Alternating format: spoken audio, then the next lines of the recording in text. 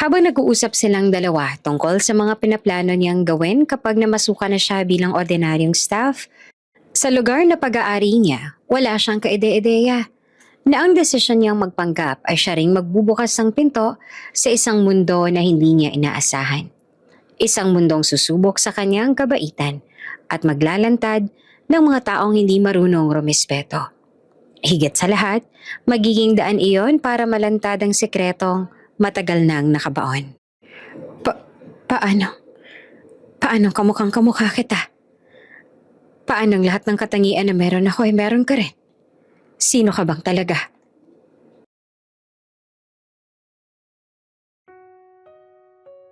Hindi lamang maganda, mabait at matalino talaga nag-iisang anak ni Roman, ano?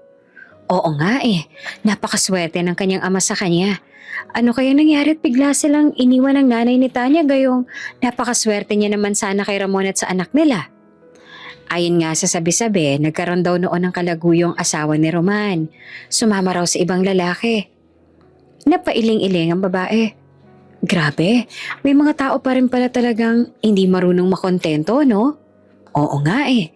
Kung ako lamang ang asawa niya, nako, hindi na ako maghahanap ng iba kasi napakaswerte ko na kung silang pamilya ko. Pero ang mahalaga ay lumaki naman ng maayos sa nag-iisang anak ni Roman. Hindi nabigo si Roman sa kanya. Oh, andyan na pala siya. Bumati tayo sa kanya. Nang makita nila ang pagdating ni Tanya, bigla silang tumigil sa pag-uusap. Magiliw silang bumati sa dalaga at isa-isa niyang kinamayan ng bawat isa. Pasensya na ho, late ako sa meeting de avance na to. Dumaan pa kasi ako sa isang orphanage bago ako dumiretso rito. Ayos na yun, Miss Tanya. Hindi naman kami naghintay ng matagal. Gayunpaman, muli pa rin siyang humingi ng paumanhin bago siya lumapit sa kanyang ama at magiliw na nakipagbeso rito. Maupo ka, iha, wika ng kanyang ama. Thanks, Dad. Si Tanya Romero ay nag-iisang anak ng bilyonaryong si Roman Romero. Lumaki siya sa karangyaan. Isang buhay na pangarap ng marami ngunit hindi kailanman lumaki ang kanyang ulo. Kaya naman labis siyang hinahangaan at pinupuri ng mga taong nakapaligid sa kanya, maging ng mga hindi niya personal na kakilala. Ang kanyang ama ay nagmamay-ari ng malalaking mall, commercial building at iba't ibang negosyo. Dahilan upang maging kilala at irespeto ang kanilang apelyido sa mundo ng negosyo. Ngunit sa kabila ng lahat ng kanilang yaman at impluwensya, nananatiling mapagkumbaba si Tanya. Para sa kanya, pantay-pantay ang lahat ng mayaman man o mahirap. Walang mas mataas, walang mas mababa. Lahat ay tao, at iyon ang prinsipyong mahigpit niyang pinanghahawakan. Matapos ang meeting de avance, nagkaroon ng pribadong pag-uusap ang kanyang ama at ang pamilya Guerrero. Abala pa ang aming anak sa ngayon. Ngunit nakakatiyak kami na kapag nagkaroon siya ng oras, hindi niya palalampasin ang okasyong to. Wika ni Mr. Guerrero. Tulad ng ama ni Tanya, si Mr. Guerrero ay kilalang kilala rin sa mundo ng negosyo.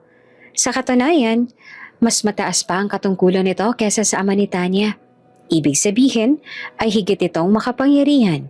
Mas malaki ang saklaw ng mga negosyo nito at mas malawak ang mga koneksyon. Ayos lang yan, nauunawaan naman namin. Sagot ng kanyang ama. Hayaan ninyo at kakausapin ko ang anak ko upang makapaglaan siya ng oras para kay Tanya. Dagdag pa ni Mr. Guerrero. Ayos lang po yun. Maagap na sabi ni Tanya. Naiintindihan ko naman po ang nature ng trabaho niya, kaya alam ko naman talagang abala siya. Ngumiti si Mrs. Guerrero. Napakaswerte ng anak namin dahil napakaunawain ang mapapangasawa niya. May isang bagay na matagal nang tinanggap ni Tanya. Bilang bahagi ng kanyang responsibilidad, bilang isang tagapagmana ng kanilang mga negosyo. At iyon ay ang kanyang nakatakdang kasal. Isang arranged marriage na matagal nang napagkasunduan ng mga nakatatanda.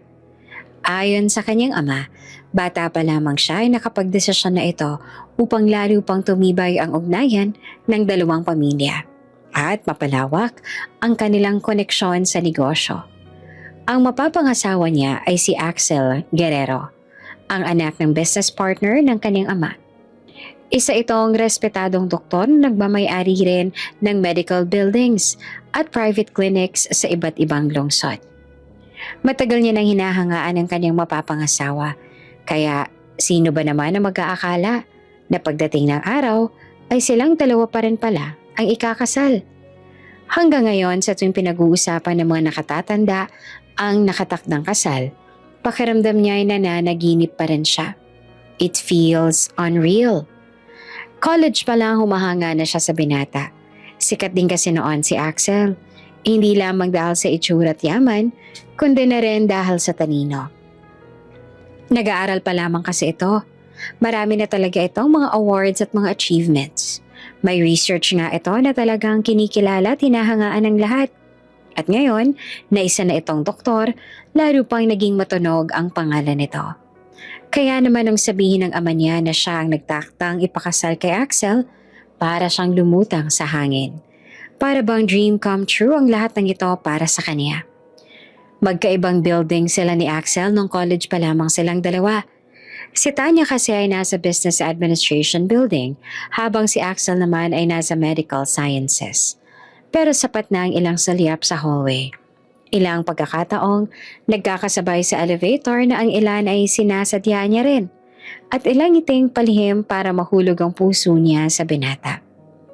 So when her father told her about the agreement between the two families, she did not object. She didn't argue, didn't question it, and didn't even try to protest. Sa totoo nga niyan, there was a quiet part of her heart that felt a spark of happiness. Ikaw lang nag-iisa kong anak kaya walang ibang maaaring umako ng kasal. Natatandaan niya pa ang malungkot na tinig ng kanyang ama habang sinasabi iyon. Ayos lang po, Dad. Pigil ang tuwang sagot niya dito noon. Wala naman pong problema sa akin at hindi rin po ako tumututol sa kasal na to. Ilang buwan na rin mula nang sabihin niyo ng ama sa kanya at hanggang ngayon ay wala nang update tungkol sa kasal na iyon. Hindi niya alam kung kailan nga ba magiging kasal nila ni Axel at hindi niya alam kung kailan ulit sila magkikita. Last nakita niya kasi dito ay noong family dinner pa ng pamilya Guerrero at Romero. That was what? Almost 4 months ago. Hindi naman siya nagmamadali.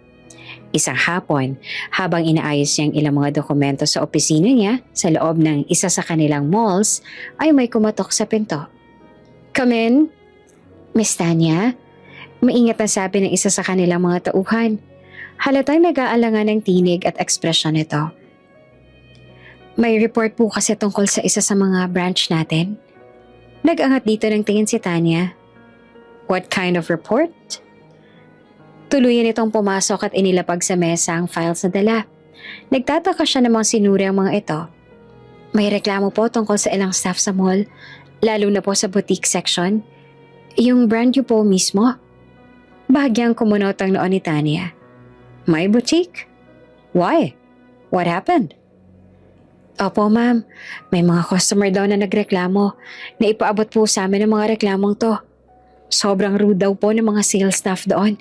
May ilan pa nga nagsabi na mapangmata raw sila, lalo na sa mga mukhang ordinary lang.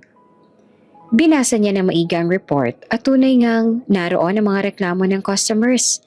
May mga nagreklamo na rin sa online posts at ang iba naman sa mga ito ay nag-trending pa. Napailing siya, hindi dahil sa galit kundi dahil sa pagkadismaya. Ganon pa man, hindi siya yung tipo ng agad na naniniwala sa mga chismis. Hindi naman siya sigurado kung totoo nga bang nangyayari talaga ang sumbong na to. Minsan kasi mahirap din maniwala, lalo na sa ilang posts online kasi ang ilan sa mga tao roon ay sadyang uhaw lamang sa atensyon at ang iba naman ay gusto lang na may masira na negosyo. Gusto niya ng solid na ebidensya. Gusto niya na ang sarili niyang mata ang makakakita at saka lamang siya huhusga at gagawa ng desisyon kung sino ang dapat na parusahan at tanggalin sa trabaho. I want to see it myself. Mahinahon niyang sagot dito. Nagulat ang staff. Po? I don't want to judge them based on hearsay. I'll observe them. I'll test the staff. Then, saka ako magdadecide kung ano ang dapat na mangyari sa staffs na inirereklamo. Tumango ang mga staffs. Yes, Miss Tanya. Sabihin niyo lang po sa akin kung ano pong maitutulong ko sa plano niyong gawin. Yes, you may leave now. Tugon niya. Yumuko ito at lumabas na ng opisina. Pinagpatuloy niya naman ang pagsusuri sa mga reports at tila biglang nanakit ang ulo niya matapos ang lahat ng ito. Pag-uwi niya ng gabing yon, kaagad siyang pinatawag ng ama niya sa study room. Tanya, panimula ng kanyang ama habang nakaupo sa office chair nito. Narinig ko ang tungkol sa report sa mall. Pagod siyang lumapit at naupo sa tabi nito. Yes, Dad, I already heard it. Kanina lang may dumating na report sa akin. Kahit online ay hindi na rin magaganda ang reviews. And what's your plan? I want to investigate personally. Why? Hindi ko pwedeng husgahan ko agad ang mga staffs natin dahil lang sa mga reports na yon. Baka sa huli hindi naman pala totoo. Idinadamay pa ang mga inosente. Tumangutango si Mr. Romero. At paano mo planong gawin yan? I'll act like an ordinary salesperson kasama nila. I want to see how they really treat people. Kapag nakakasama at nakakasalamuha ko sila ng madalas, mas madali kong makikilala ang tunay nilang ugali. Pinagmasdan siya ng ama tsaka dahan-dahan nitong tumango. That's a good idea. You will be managing that mall soon anyway, kaya dapat lang na mas makilala mo ng mabuti ang lahat ng staffs. Tumango naman siya at nag-isip na agad kung ano ang mga dapat niyang gawin hanggang sa nagsalita ulit ang kanyang ama. Before you do anything else, I want you to settle things with Axel. Bahagyang napangiti si Tanya nang mabanggit ang pangalan ng fiancé niya. Don't worry, Dad. I'm not going to pull out from the engagement. I'll do what you and the elders agreed on. You don't have to worry. I won't go against your decision. Kita naman sa mukha ng ama ang ginhawa. I'm glad to hear that. Marahang sabi nito, but still, I hope your relationship with Axel will work out before the wedding. Tumango si Tanya. I'm sure it will work out for both of us, Dad. Hindi niya sinabi dito ang dahilan kung bakit sobrang saya at wala man lang siyang reklamo sa kasunduan na ito. Hindi rin naman kasi nagtatanong ang kanyang ama kung ano ang dahilan at nahihiya rin siyang i-share dito. Kahit pa na lumaki siya sa kanyang ama at close na close sila nito, may mga bagay na hindi niya pa rin sinishare sa kanyang ama. Hindi niya sinabi sa kanyang ama na kahit pa hindi pa sila malapit ni Axel, umaasa talaga siyang darating din ang panahon na magiging totoo ang lahat sa kanila. Habang mag-isa siya sa kanyang silid na gabing yon, nakaupo siya sa gilid ng kama at nakatingin sa labas ng bintana. Naaalala niya ang mga panahong college pa lamang siya. Kung paano niya palihim na tinitingnan si Axel tuwing nagkakasalubong sila o di kaya kapag nagkakasabay sila sa cafeteria. Kung paano siyang kinikilig kapag nagkataon na magkasabay silang sumakay sa elevator. Kahit pa minsan, ang ilang roon ay sinasadya niya rin na mangyari. Ngayon nga ay nakatakda na napakasalan niya ang lalaking minsan pinangarap lang niya. Pero kasabay ng pananabik na yon ay may kaba rin. Dahil hindi niya alam ang lahat ng ito ay mauuwi ba sa happy ending tulad ng mga fairy tales na pinapanood niya mulang bata pa lamang? O mauuwi ba sa wala ang lahat? Well, I hope it's a happy ending. Sambit niya sa sarili. Isang linggo mula nang sabihin ng kanyang ama sa kanya, nagkaroon ng isang arranged meeting para sa kanilang dalawa ni Axel. Isa iyong dinner date. Inihanda mismo ng mga head elders ang kanilang pamilya.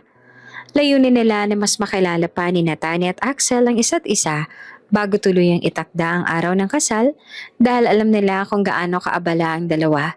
Lalo na si Axel, sila na lamang gumagawa ng paraan para makalabas man lamang sila. Gusto ng mga magulang nila na mag-work ang relasyon nila. Hindi lamang sa papel, kundi pati sa puso. Kahit sila lamang ang nagkakasundo sa kasal na ito, naniniwala sila na mas masaya pa rin ang pagsasama kapag nagmamahalan. And of course, Tanya is a believer too. She believes that love makes life happier. Even though she grew up in a broken family, she never stopped believing in love. She loves watching fairy tales, stories about true love and happy endings. Masaya at excited si Tanya para sa romantic dinner na hinanda ng mga nakatatanda para sa kanila ni Axel. After all, muli niya makakasama ang crush niya at siya rin lalaking pakakasalan niya. At the same time, ramdam niya din ang kaba. Kaya nung gabing yon, talagang naglaan ng oras si Tanya sa pag-aayos ng sarili. Maingat niyang pinili ang kanyang isusuot. Isang champagne-colored dress na yumayakap sa kanyang balingkinitang katawan. Light lamang ang suot niyang makeup pero lalo nitong napatingkad ang angkin niyang ganda. Inayos niya rin ang buhok niya. Nakalugay lamang ito at kulot ang dulo. Sinigurado niyang maganda siya na haharap kay Axel. Siyempre, para kapag hindi niya ito makuha sa ugali, sa face card na lang siya babawi. Habang nakatingin siya sa salamin na nasa harapan niya, hindi niya maiwasang ngumiti. Excited na siya. Excited siyang makita ulit ang lalaking nakatakdang maging asawa. Noon pa man cold na talaga si Axel. Hindi ito pala salitang klase ng tao. Hindi nga pala ngiti. At hindi rin expressive. Noon nga ay halos wala talaga itong pakialam sa mga taong nasa paligid nito at nakafocus lamang ito sa pag-aaral. Pero sa kabila ng pagiging cold nito, ramdam niya na mabuti itong tao, kaya niya nga ito nagustuhan. Although she also admits that part of the reason she likes him is because of his looks, she knows that what truly draws her to him is his personality. Mataas ang respeto nito sa kanya at noong ibinalita ng mga elders ang arranged marriage nila, wala siyang narinig na kahit katiting na pagtutol mula kay Axel. Hindi ito nagreklamo, hindi rin nagsalita ng kahit anong maaaring makasakit sa damdamin niya. Siguro hindi rin naman talaga natuwa si Axel sa kasunduan na yon. Sadyang hindi lang ito tumutol o nagsabi ng kung ano-ano dahil ayaw nito na masaktan siya or maybe make her feel rejected. At iyon ang isa sa mga dahilan kaya mas lalo siyang humanga rito. Pagdating ni Tanya sa restaurant na napagkasundoan, kaagad siyang sinalubong ng isang waiter. "Good evening, miss." Binuksan nito ang pinto para sa kanya at magalang siyang hinatid patungo sa VIP room. Pagbukas ng pinto ng VIP, nadatnan niya si Axel na may kausap pa sa cellphone. Nakatayo ito malapit sa bintanang salamin. Seryosong mukha habang nagsasalita. Ngunit nang mapansin siya nito, agad na tong tinapos ang tawag. Nilagay nito ang cellphone sa loob ng bulsa at buong atensyon siyang hinarap. Lumapit naman si Tanya sa binata. Bahagya siyang kinakabahan pero pilit nang umingiti.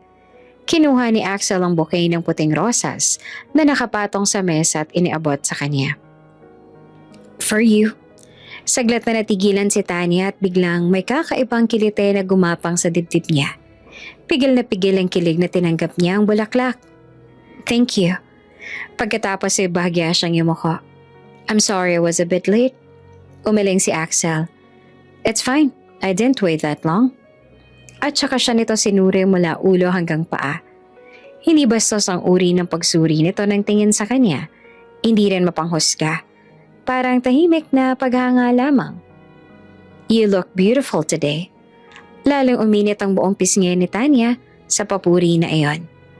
Hindi niya yun sa nasabi lang para bumawi dahil totoo ang sinabi niya. He was undeniably handsome, almost unreal. Mala-Adonis ang binata. Tall and well-built, with a sharp jawline and presence that was quite yet commanding. His features were striking without being loud. Calm eyes that held depth, neatly kept hair, and a confidence that showed not in arrogance but in the way he carried himself. If he weren't a doctor, she would have easily mistaken him for a model. At kahit na nagmula sa pamilya na kilalang kilala sa negosyo, pinili nitong magpagaling ng tao kesa sumunod sa yapak ng mga magulang nito sa pamamahala ng kumpanya. At para kay Tanya, lalo lang nitong pinataas ang respeto niya dito. Bilang tunay na gentleman, hinila ni Axel ang upuan para sa kanya. "Please." Umupo naman siya, saka rin nito na upo sa tapat niya. Nag-umpisa ang kanilang usapan sa simpleng kamustahan na siya rin ang unang nagtanong kasi nahulaan niya na kung Hindi siya magsasalita, hindi rin ito magtatanong. Housework? Tanong ni Tanya. Busy as usual? Sagot ni Axel. But manageable. Ngumiti siya. That's good. Pagkatapos ay siya naman ang nagkwento. Ikwento niya ang tungkol sa mall na pamamahalaan niya sa hinaharap. Ang mga reports tungkol sa rude staff, ang mga reklamo ng customers, at ang plano niyang personal na mag-observe. I don't want to judge them immediately. Paliwanag niya na magtanong ito kung bakit kailangan niya pa itong gawin. I want to see it myself before making any decision. Tumango si Axel. That's responsible. Ngumiti si Tanya. I think as future managers, we shouldn't just rely on reports. We need to understand what's really happening on the ground. Saglit siyang tiningnan ni Axel. Para bang may bagong pag-alang sa mga mata nito. And what exactly is your plan? I'm going to pretend to be a sales lady. Not just in my boutique but around the mall too. Bahagyang kumunot ang noon ni Axel. You'll disguise yourself? Walang pag-aalinlangan na tumango siya. Yes? Nag-alala ang lalaki. Will you be okay doing that? Ngumiti naman si Tanya, kalmado. Yes, I will be. Sandaling tumahimik ang paligid bago siya muling nagsalita. As the future manager of that mall, I need to make sure everything is in order. For the customers, for the staff, and for the business. Gusto ko ring malaman if the people working under us truly deserve their positions. Tahimik na pinagmasdan siya ni Axel. Pagkatapos ay marahang tumango ang binata. I admire that. Really? Yes, sagot nito. Not everyone is willing to dirty their hands for the sake of fairness. Sandali itong natigil sa pagsasalita at tinitigan siya. Pero kailangan mo pa rin mag-ingat sa gagawin mo. Minsan, mahirap magtiwala sa mga taong hindi natin kakilala. At lalo na't mahindi ka na rin magandang natanggap na reports tungkol sa kanila. Ayokong mapahama ka.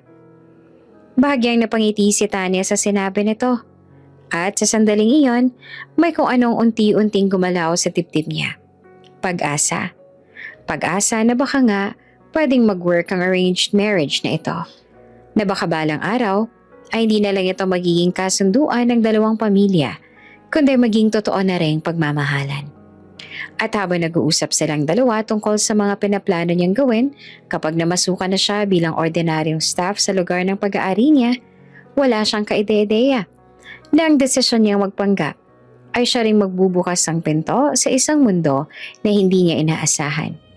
Isang mundong susubok sa kanyang kabaitan at maglalantad ng mga taong hindi marunong rumespeto. Higit sa lahat, magiging daan iyon para malantad ang sikretong matagal nang nakabaon. Kinabukasan sinimulan na ni Tanya ang plano niya. Nagbihis siya ng simpleng plain blouse, maong na slacks at flat shoes. Tinago niya ang karangyaan sa likod ng pagiging ordinaryong empleyado. Wala siyang dalang designer bag, wala ring mamahaling alahas na suot. Isa na lamang siya ngayong simpleng sales lady sa sarili niyang mall. Dahil hindi pa siya opisyal na pinapakilala ng ama niya bilang susunod na tagapagmahala ng buong mall, wala pang staff sa mall na ito nakakakilala sa kanya. Maliban na lang sa isang matagal ng tauhan na personal niyang kinausap tungkol sa plano. Ito ang tumulong sa pag-aayos ng papeles at nangakong pananatilihing lihim ang tunay niyang pagkatao. Hindi naman kasi kalakihan ng mall na to kaya hindi ito ang priority ng kanyang ama. Sa katunayan ay bago pa lamang ito. Pero ang ilan sa empleyado ng mga negosyo na pag-aari nila ay kilala na siya. Sa unang araw ng trabaho, ipinakilala siya ng head manager sa mga makakasama niya sa boutique. This is Tanya, sabi ng manager. She'll be joining our team starting today. Mabait naman ang umite si Tanya sa kanila. Hi, magandang araw. Kinagagal ako na makatrabaho kayo. Sana magkasundo tayong lahat dito. May ilan na tumango lamang, may ilan na pilit ang ngiti. Ang ilan naman ay halatang hindi natuwa sa presensya niya. Hindi iyon nakaligtas sa paningin niya. Ramdam niya agad ang malamig na pagtanggap. Habang pinagmamasdan siya ng kapwa niya mga sales lady, makikita na agad ang inis at hindi maitago na pagkainggit ng mga ito sa kanya. Alam niyang isa sa mga dahilan noon ay ang itsura niya.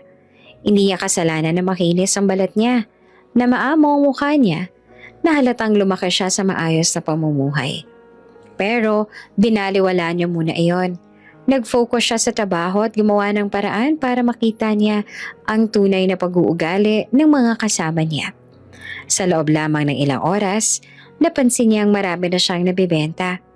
Magaling siyang makipag-usap sa customers dahil sa iyon nga ang napag-aralan niya noon. At isa rin sa matagal niya nang pinapractice dahil ayon sa kanyang ama noon, para maging isang magaling na negosyante, kailangan niya munang matutunan ang mga yon. Alam niya kung paanong pakinggan ang gusto ng mga bumibili, kung paanong mag-recommend ng produkto na hindi nagmumukhang mapilit. "Ma'am, this would suit you perfectly." Hinawakan ng customer ang pinakita niya at agad itong napangiti. "Wow, ang ganda nito. Ang galing mo namang mamili." Nahihiya siyang ngumiti at ang customer naman ay hindi na nag-alinlangan na kunin ang inirekomenda niya. "Sir, this one is our best seller. It matches your style." Aniya sa isa pang customer na nanghingi ng opinion niya. At halos hindi na nakakabakante ang pwesto niya. Lalo na kapag lalaki ang customer na halatang mas nagiging madali siyang mahikayat kapag siyang kausap. Ngunit kapalit ng mga sales niya ay unti-unting pag-init ng paligid. Naririnig niya ang mga bulong ng mga kasama niya sa trabaho sa tuwing napapadaan siya sa harapan nila. Minsan nga'y nagkukumpulan pa ito para lang magbulungan. Alam niya na siya ang topic noon. "Ang pabida naman?" Pasaring ng isa. "Kaya nga, kay bago-bago pa lang nagmamagaling agad." Parinig naman ng isa pa. "Filingera talaga. Masyadong nakakairita." Red flag na agad ang mga narinig niya, pero nagbigay pa siya ng chance. Iniisip niya na baka sa una lang sila ganito. Baka kapag close niya ng mga ito at kilala na sila bilang tao, malalaman niya na may mga kabutihan naman pala ang mga ito na hindi pa lumalabas. Ayaw niyang manghusga agad. Para kay Tanya, hindi sapat ang isang araw at ilang tagpo para ikulong ang pagkatao ng isang tao sa masamang imahe. Kailangan mas makilala niya pa sila ng mas masinsinan kasi ang sabi nga nila, makikilala mo lamang ang isang tao kapag matagal mo na silang nakakasama. Kaya ipinagpatuloy niya ang trabaho at ang pagmamanman niya sa kanilang lahat. Pagkatapos ng duty, umuwi siya sa bahay nila. Pagpasok pa lang niya sa sala, naroon na ang kanyang ama. Nagbabasa ng documents. Tumingin ito sa kanya. "How was your first day?" Umupo siya sa tapat nito. Huminga muna siya bago sumagot. "It was okay. I made a lot of sales." Ngumiti ang kanyang ama. "That's good." But, tumingin ulit sa kanyang ama. "But what?" Nag-isip siya sandali bago nagsalita. "Some of the staff weren't very welcoming. I heard a few side comments." Bahagyang kumunot ang noon ng ama niya. "Did they bully you?" Hindi siya agad sumagot. "They made remarks. Nothing too obvious." "Isn't that enough reason to fire them?" Malimig nito ang tanong. "Anyone who looks down on you, anyone who disrespects you, just tell me who they are." Umiling si Tanya. "No, Dad." Napatingin naman ang ama sa kanya. "Why not?" Tumayo rin siya at hinarap ito. "Because it's only my first day. I don't know them yet. I can't judge people just based on one bad impression." Bahagyang nagulat ang kanyang ama. "What if they're really like that?" Ngumiti si Tanya. "Maybe they are. Or maybe they're just having a bad day. Maybe they have kindness that they haven't shown yet." Huminga siya ng malalim. "I want to observe more. I want to understand them first." Tahimik ang ama niya sandali. Pagkatapos ay marahang tumango. "You really are too kind." Ngumiti si Tanya. "Everyone deserves a fair chance." At sa sandali yon, hindi niya alam na ang kabaitan niya ngayon ang magiging dahilan kung bakit mas lalo siyang masasaktan. At kung bakit unti-unting mahuhubad ang tunay na kulay ng mga taong akala niya ay mababait din. Lumipas ang ilang araw, araw-araw ang pumapasok si Tanya sa mall. Suot ang simpleng uniforme, bitbit ang pag-asang baka sakaling magbagong pakikitungo ng mga staff sa kanya. Pero walang nagbago. Kahit pilit niya makipag-usap at makipagkaibigan sa kanila, kahit ngumidi siya, kahit siya nang unang bumabate, laging malamig ang sagot. May ilan na deadma lang. May ilan pa na patagong nagbubulungan kapag nakatalikod siya.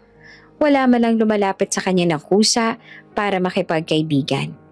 Wala siyang naging ka-close sa kanila at ramdam niya na ayaw talaga nila sa presensya niya roon.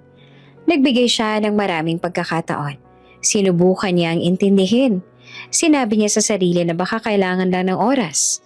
Pero habang tumatagal, mas nagiging malinaw sa kanya na hindi lamang ito simpleng first impression.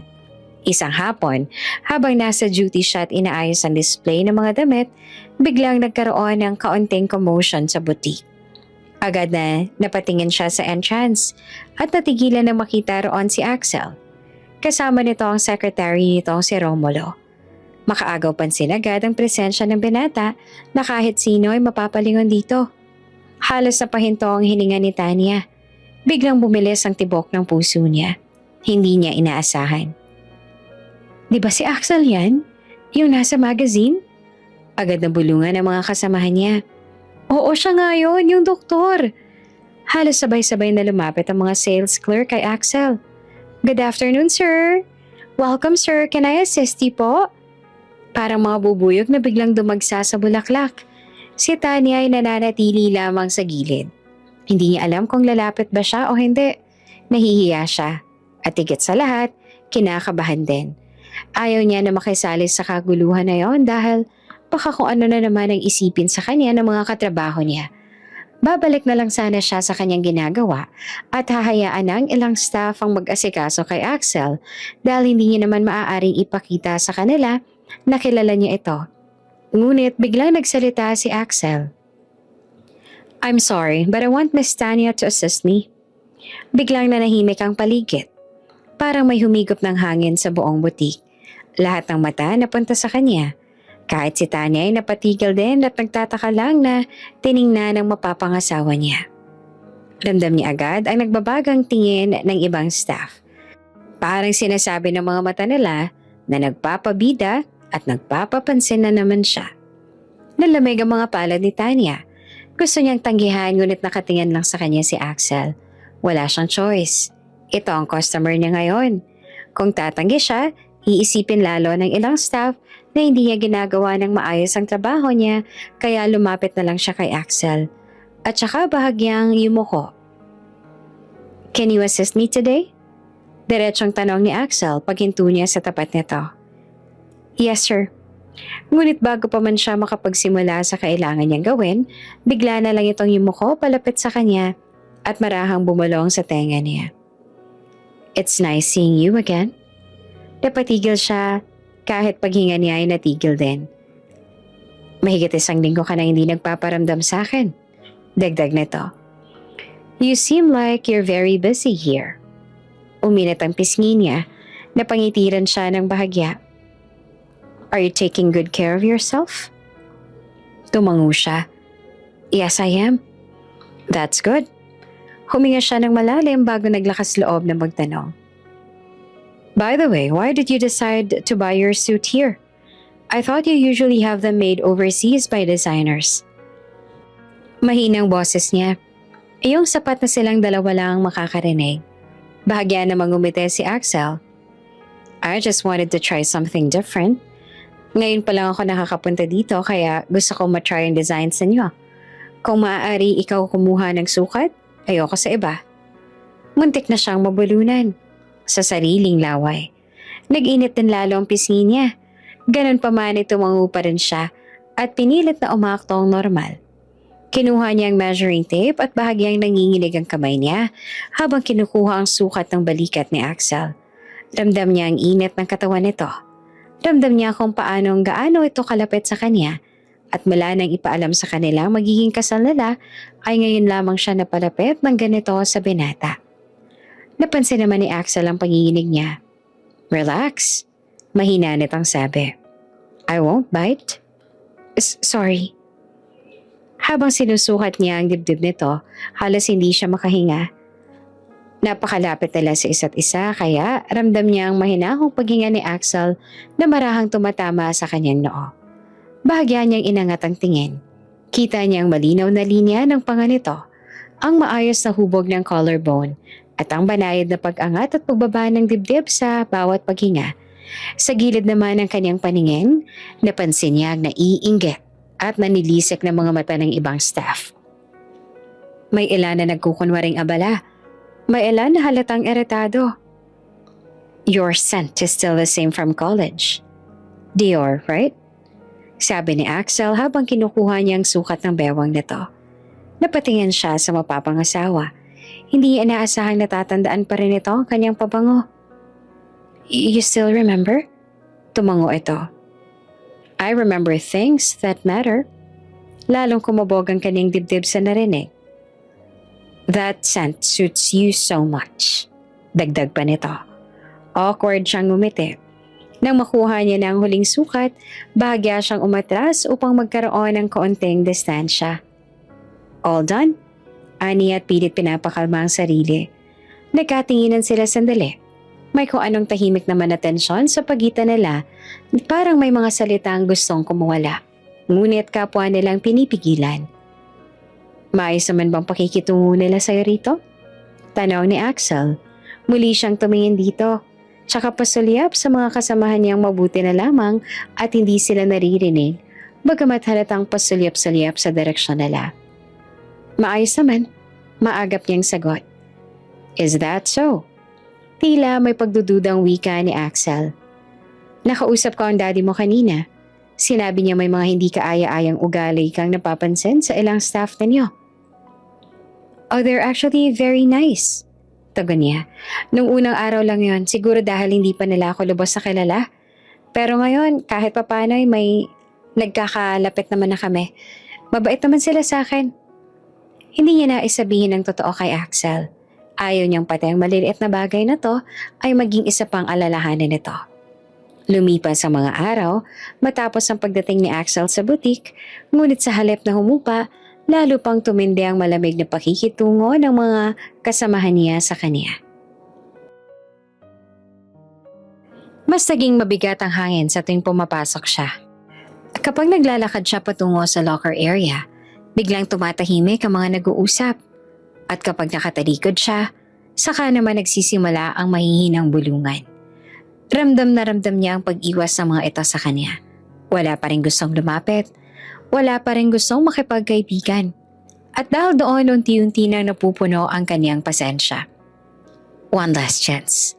Bulong niya sa sarili. Isa na lang. Kapag wala pa rin pagbabago, ilalantad niya na kung sino talaga siya. Hindi siya nagpunta roon para magpaape. Nandoon siya upang alamin ang katotohanan. At kung ang katotohanan yon ay puro kabastusan at pang-aape, handa siyang gumawa ng desisyon. At kapag ginawa niya yon, kapag nagdesisyon na siya, matatanggal ang lahat ng sangkot. Isang abalang hapon sa butik. Maraming customer ang dumating kaya naman maingay ang paligid. May mga nagtatawanan at may nagsusukat ng damit. May abalang nagbabayad sa counter. Nasa counter si Tanya. Abala sa pag-aasikaso ng pinamili ng customer nang bigla siyang makarinig ng sigawan mula sa labas ng butik. Nasaan siya? Isang matinis at galit na boses ang umaalingaw-ngaw. Nagkatinginan ng mga staff at ilang customer. Maya-maya, pumasok ang isang napakagandang babae. Matangkad, makinis ang balat. Nakabranded na damit mula ulo hanggang paa. Nasaan ang malanding sales lady na yan, ha? Sigaw nito. Nagkagulo ang butik. Napakunot ang noon ni Tanya. Lumabas siya mula sa counter para tignan kung ano nangyayari. Ma'am, can we help you? Maingat at tanong ng isa sa mga senior staff. Pero imbes na sagutin, bigla itong tumingin sa paligid. At nang makita si Tanya ay itinuro siya nito. You! Ako po? Gulat niyang tanong. Mabilis na lumapit ang babae sa kanya at walang ano-ano'y binuhos ito sa kanya ang hawak na kape, dahilan kaya napasinghap siya. "You shameless woman!" Sigaw nito sabay hagis sa kanya ng cup ng kape nito. Hindi pa man nakakaiwas si Tanya, bigla na itong hinablot ang buhok.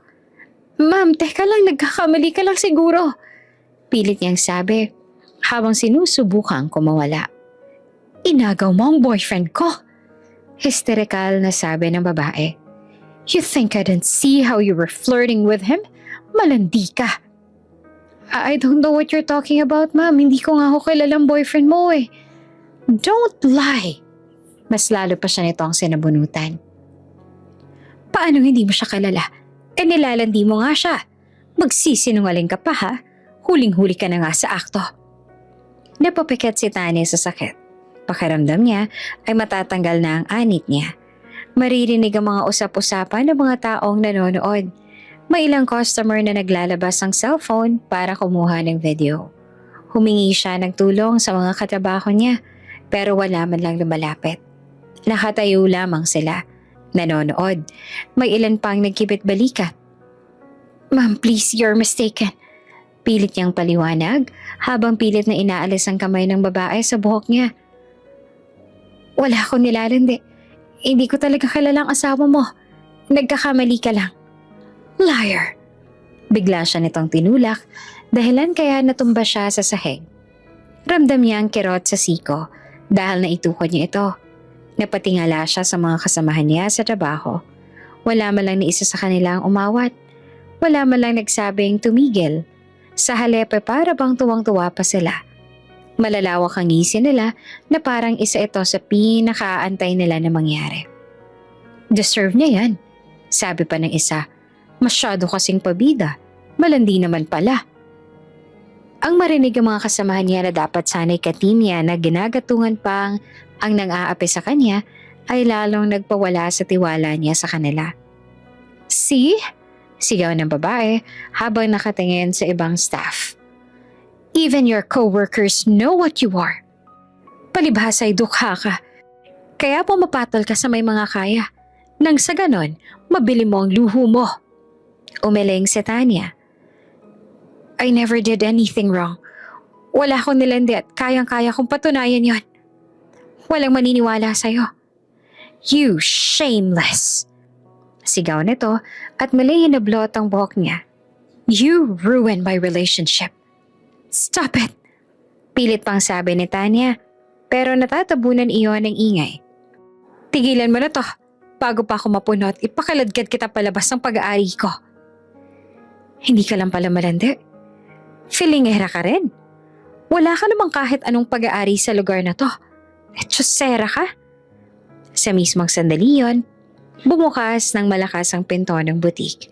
Isang malalim at malamig at puno ng otoridad na boses ang umalingaw-ngaw. "What is going on here?"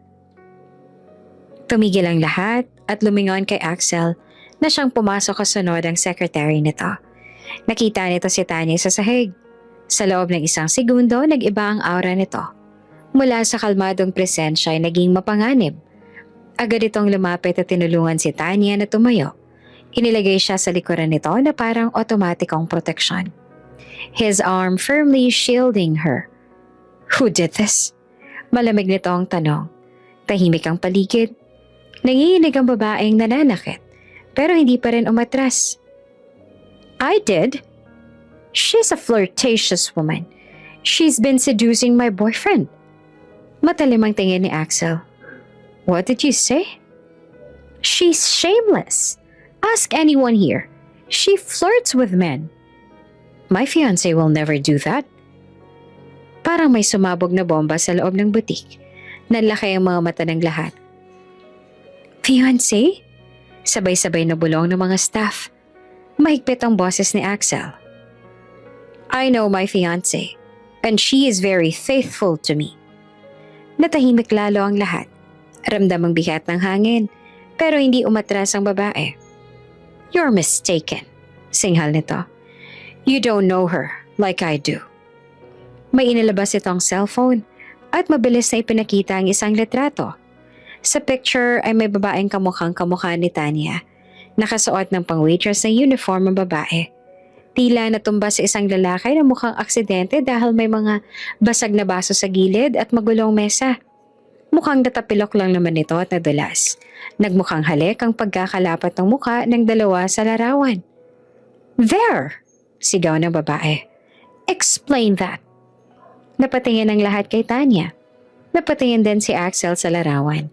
Pagkatapos ay malamig itong tumawa. "That is not her. Kilalang kilala ko ang fiancé ko mula pagkabata ay kilala ko na siya. Kaya kabisado ko ang lahat sa kanya. Pero siyang babaeng to. Siyang lumalande sa asawa ko."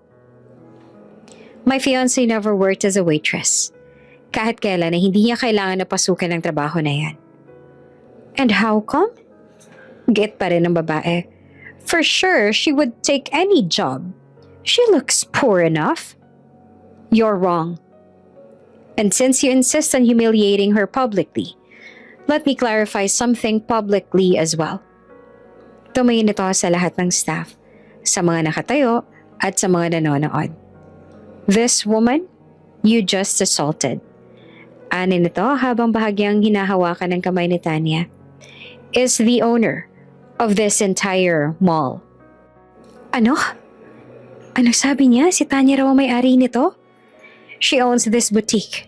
She owns this building. And she owns every contract signed under this establishment." Nanginginig ang mga staff para silang binuhusan na nagyayalong tubig. "And I am her fiancé. I will never allow anyone to hurt her." Namumutla ang babaeng nanakit kay Tanya. I didn't know."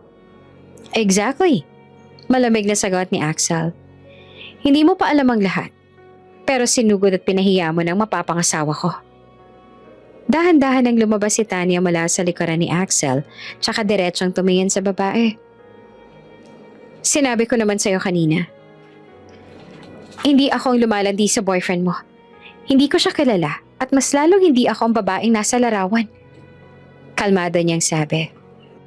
"And even if it was, you had no right to assault me." Nanginginig ang babae. I'm sorry. I made a huge mistake." "You dragged me. You hit me. Humiliated me in public." Malamig niyang sagot. "I will be filing charges at hindi ako papayag na mapapalampas ang lahat ng to. Napahiya ako at naapakan niyo ang buo kong pagkatao." Napaluha ang babae. "Oh, please don't." Pero tumalikod na si Tanya. Hindi na siya nakinig. Pagkatapos ay hinarap niya ang mga staff. Ang mga kasamahan niya na kanila'y tuwang-tuwa na nangyari sa kanya. Tahimik silang lahat ngayon. Namumutla. "Do you know?" Mahina pero malinaw niyang simula. "How many chances I gave you?" Walang sumagot. Yumuko lamang sila at halatang hiyang-hiya at sising-sisi sa kanilang ginawa. "I told myself maybe you were just misunderstood. Maybe you were just having a bad day. Maybe I was judging too quickly." Isa-isa niya silang tiningnan na puno ng disappointment ang mga mata niya. "But today, you proved me wrong. I was assaulted in front of you. I was humiliated. And none of you stepped forward. You even agreed with her. Kahit alam niyo na wala akong kasalanan. Kahit pa alam niyo na iyon ang dapat niyong gawin."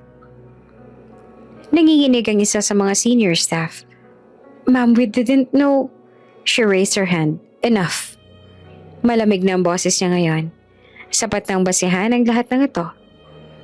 "Ilang beses ako nagbigay ng chance pero paulit-ulit niyo akong binigo. As of this moment, all of you are terminated. Asahan rin ninyo na mahihirapan na kayong makahanap ng bagong mapapasukan. Isipin ninyo na kabayaran niyon sa ginawa ninyo." "Ma'am, please, kailangan po namin ng trabaho na to. Give us another chance." Pero umiling si Tanya. "You had your chance. At hindi ko kailanman hahayaang may mang-apak sa akin sa sarili kong lugar." Tahimik ang butik. Walang makapagsalita. At sa unang pagkakataon, naiwan silang lahat sa bigat ng sarili nilang ginawa. "Romulo, Malamig ngunit kontroladong utos ni Axel. You're staying. Tumango agad ang secretary.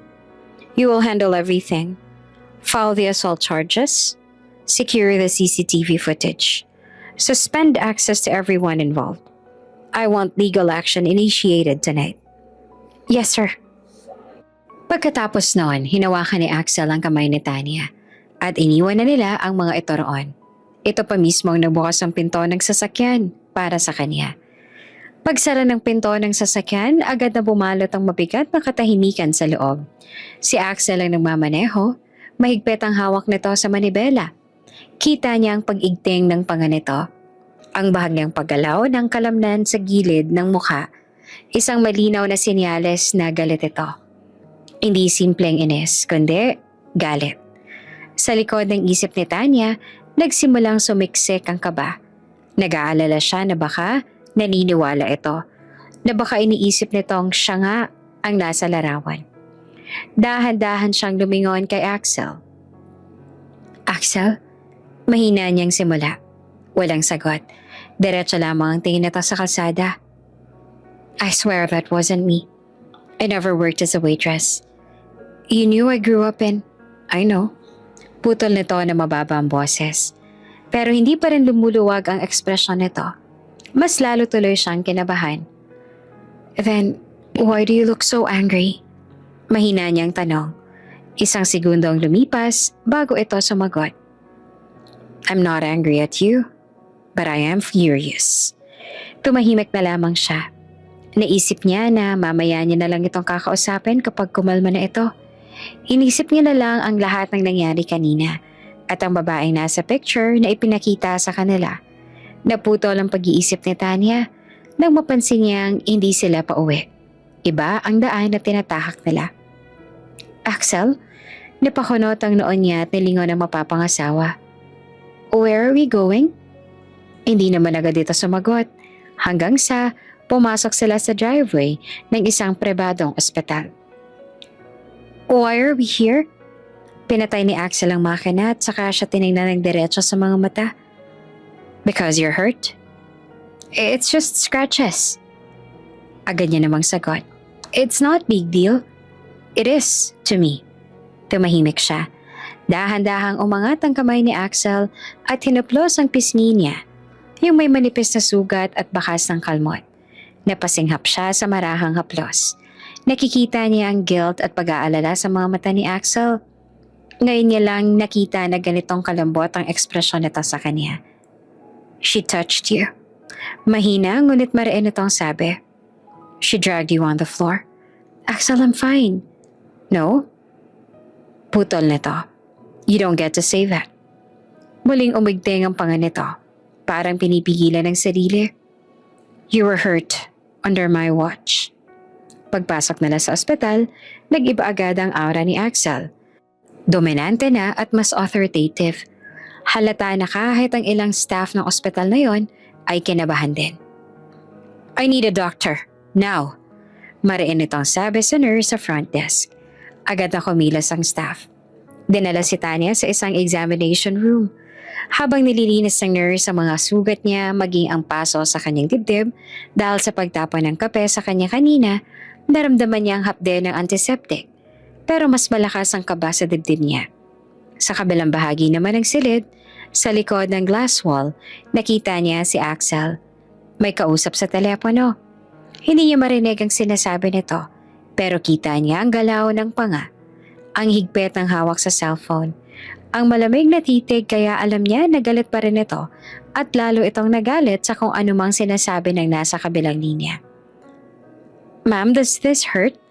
Tanong ng nurse habang nilalagyan ng gamot ang gasgas sa braso niya. No, it's okay. Sagot niya. Kanino kaya ito tumatawag? Sa abogado? O sa pulis? O sa pamilya niya? Mas lalo siyang kinabahan. Baka iniisip nito na may tinatago siya. Baka kahit sinabi nito na naniniwala itong hindi siyang babaeng nasa laarawan, may bahagi sa kanya na nagdududa. Napatingin siya ulit kay Axel. Bigla naman itong tumingin pabalik sa kanya. Nagtagpo ang mga mata nila sa pagitan ng salamin. At sa loob ng ilang segundo, wala roong duda. Wala roong paghusga, kundi purong proteksyon at galit para sa taong nanakit sa kanya. Pagkatapos ng tawag, pumasok ito sa loob ng silid. Is she done? Malamig ngunit kontroladong tono nito. Almost, sir, sagot naman ng nurse. Lumapit ito sa kanya at marahang hinawakan ng kamay niya. Next time, mahina nitong sabi, you don't endure things alone. I wasn't alone. Mahina niyang sagot. You came. Mas lalong tumigas naman ang tingin ni Axel. And I should have been there sooner. Pasensya na kung huli akong dumating. Ayos lang. Ang mahalaga ay dumating ka. Tsaka ngumiti siya dito. Maraming salamat sa pagtatanggol mo sa akin. Pagka-uwi nila sa mansyon ni Axel, kung saan siya nito dinala, hindi pa rin mawala ang bigat sa dibdib ni Tanya. Inutusan siya nitong magpalit ng damit at dahil wala naman siyang mga gamit sa bahay ng binata, ang damit nito ang suot niya. Nang bumaba siya ay sobrang tahimik ng buong bahay na para bang mag-isa lang siyang naroon.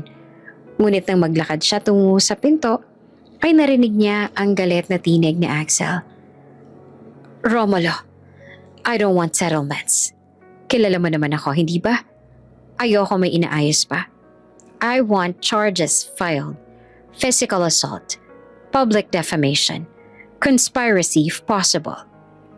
Hindi niya marinig ang sagot ni Romulo. Sumilip siya mula sa may hamba ng pinto at nakita niya ang galit na si Axel. Coordinate with legal tonight. Suspend their licenses inside the mall. Blacklist them from every branch we own. She hurt and humiliates her. Dagdag pa ni Axel. No one hurts my fiancé and walks away. Pagkatapos noon ay pinatay nito ang tawag. Paglingon nito sa kanya ay natigil ito sandali bago lumapit sa kanya para alamin kung ayos lang ba siya. Axel, can we talk? Tumango ito. Of course. Nagtungo sila sa sala upang doon mag-usap. Nananatiling tuwid ang postura nito. Parang may distansya pa rin. Lalo siyang kinabahan.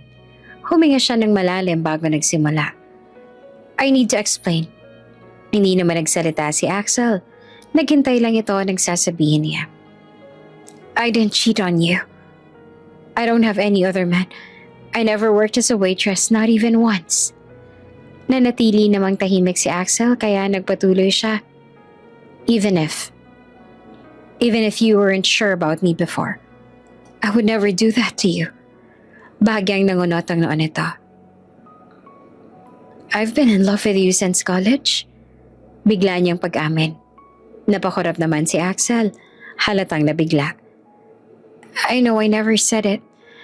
And I know there was no guarantee you would ever feel the same. Nanginginig ang boses niya, pero hindi siya tumigil. But I never gave my attention to anyone else. I never entertained anyone. Napayuko siya sandali, tsaka muling tumingin sa kanya. I was focused on you. Just you. I stayed loyal to love. I wasn't even sure I'd receive back kaya hindi ko magagawang lokohin ka. Hindi pa man tayo kasal pero naging tapat na ako sa'yo. So please, mahina niyang dagdag. Don't look at me like you're doubting me because I could never betray you. Not in this lifetime. Natigilan si Axel. Parang napako ito sa kinauupuan. Unti-unti nag-iba ang ekspresyon nito. Mula matigas na ekspresyon, naging malambot. You think I'm angry at you? Tanong nito. Are you not? Halos pabulong niyang sagot. Dahan-dahang umiling si Axel. I was angry. Amin nito. But never at you. Tinaas nito ang kamay at marahang hinawakan ng baba niya upang magtama ang mga mata nila. I believe you. At kahit hindi ka magpaliwanag, sa'yo ako maniniwala. Dahil kilalang kilala kita. I know you would never cheat. And I know for a fact, you've never worked as a waitress kaya alam ko na hindi ikaw ang babaeng nasa larawan. Napakurap siya. How can you be so sure? Bahagyang umiti si Axel. I know from head to toe. I know the way you talk when you're nervous. The way your right eyebrow lifts when you're annoyed. The scar on your left knee from when you fell during freshman orientation.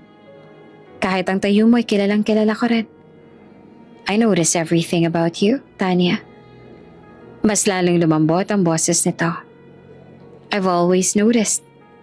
Napatitig siya rito. So when I saw that photo, I didn't see you. I saw someone who only resembled you. Huminga ito ng malalim. And I was furious because someone tried to stain your name. Not because I doubted you. Unti-unti nangilid ang luha sa mga mata niya. Then why did you look so cold?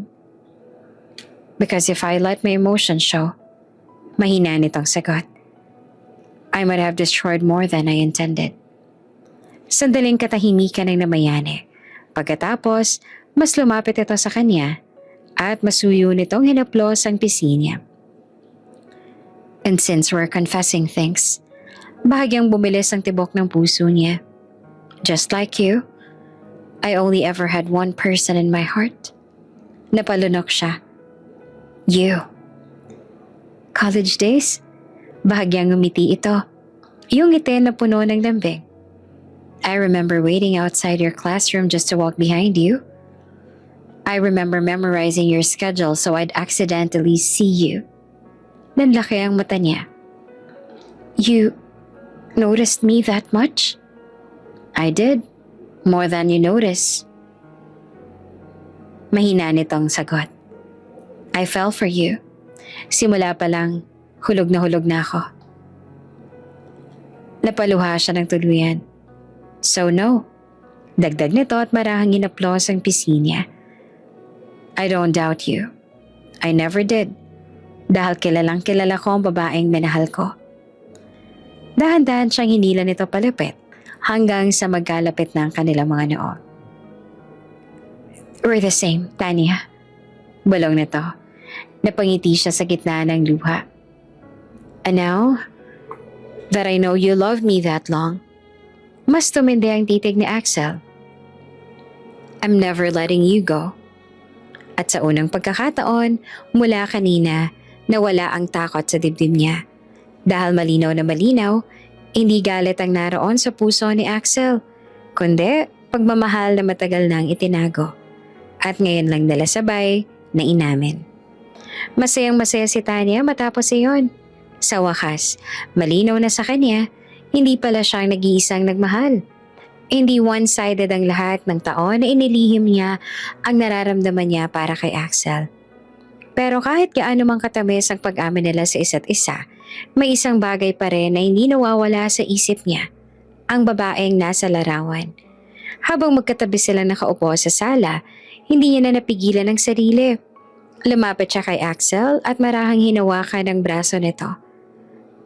Axel, can we talk about that woman in the picture? Napatingin nito sa kanya na may maingat na ekspresyon. You're still thinking about her? Yes. Huminga siya ng malalim. How can someone look exactly like me? Not just similar, almost identical. The way she acted earlier, dagdag pa ni Tanya. It felt real. I didn't look staged. Mukhang totoo talagang sinabi niya na may babae. At kamukhang kamukha ko siya. Saglit siyang napayuko. What if there's something we don't know? Ilang segundong lumipas bago nagsalita si Axel. Do you want to investigate? Napangiti rin siya agad dito. Yes. Walang pag-aalinlangan niyang sagot. I want to know who she is. Tinignan siyang mabuti ni Axel, tila sinusukat kung gaano siyang kaseryoso. Alright, mahinahon itong sagot. I'll hire an investigator. Nanlaki ang mata niya. You will? I don't like loose ends, dagdag nito. And I don't like mysteries involving you. Napangiti siya kahit kinakabahan. Oh, thank you. Bagya itong umiti. We'll find out the truth. Lumipas ang isang araw, tahimik ang umaga nang pumasok si Romulo sa study room kung saan naman naroon sina Axel at Tanya. Sir, Ma'am Tanya, Magalang nitong sabi. We have the initial report. Napahigpit ang hawak ni Tanya sa upuan. Go ahead, utos ni Axel. Nilapag ni Romulo ang folder sa mesa. The woman exists. Her name is Anya Albert. Kasing edad po siya na mapapangasawa niya at pareho rin ang kanilang birthday. She worked as a waitress at a small cafe in Quezon City. Patuloy pa ni Romulo. But after the incident kung saan sinugod din siya ng parehong babaeng sumugod at nanakit kay Miss Tanya, she was dismissed from her job. Kaya ngayon ay namamasukan siya sa mall bilang isang cashier. Napalunok si Tanya habang pinakikinggan ang sinasabi ni Romulo at tinignan ng mga larawan na nakuha nito. So she's real. Mahina niyang bulong. Yes ma'am, sagot ni Romulo. Name? Tanong ni Axel. Binanggit naman ni Romulo ang pangalan ng babae. Napatitig si Tanya sa larawan at nasa loob ng folder. Para bang tinitingnan niya ang sarili niyang larawan. Parehong mata, parehong hugis ng labi, parehong hubog ng mukha. Pero mas maputla ang babae. Mas halata ang pagod sa mga mata. There's more, dagdag pa ni Romulo. Tahimik silang nakinig. She comes from a very poor family. Her mother passed away 3 years ago. She's been living alone since then. Wala siyang kapatid. At wala ring mga relatives. Sinubukan kong humanap ng iba pang impormasyon pero wala akong mahanap. Naramdaman ni Tanya ang kakaibang kirot at kanyang dibdib habang patuloy ito sa pagpapaliwanag. Oops! May break muna. Gusto mo bang ma-shoutout dito sa channel ni Ate Jane? Mag-comment lang ng lesson you learned from the latest story uploaded. Dahil pipili kami ng isang best comment of the day para i-shoutout sa susunod na upload. Kaya huwag kalimutang mag-iwan ng lesson you learned after you watch this video. Maraming salamat! Shoutout nga pala kina Josephine Gabule from Japan, Belen Del Mundo from Alfonso Cavite, at Lucita Rodriguera from Pangasinan. Sa ating mga taga-subaybay, paki-comment naman po sa baba kung taga saan kayo para alam ko kung hanggang saan umaabot ang mga kwento ni Ate Jane. At para ma-shoutout ko rin kayo sa mga susunod pa nating mga kwento. Maraming salamat sa pakikinig. She's been taking different jobs to survive simula nang mawala ang kanyang ina. Waitressing, cleaning services, anything available. Unti-unti niyang tinaas ang larawan at mas pinagmasdan iyon ng mas mabuti. May kakaiba talaga siyang nararamdaman. Hindi lang basta pagkakahawig, may pakiramdam. Isang bagay na hindi niya maipaliwanag. Parang may manipis na sinulid na nagdurugtong sa kanila. Sir, dagdag pa ni Romulo. We've also located her current address. Kakasend lang po sa akin ang inutusan nating mag-imbestiga. Tumango si Axel. Good. Send the full report to my email. Yes, sir. Pagkalabas ni Romulo, naiwan silang dalawa sa loob ng silid.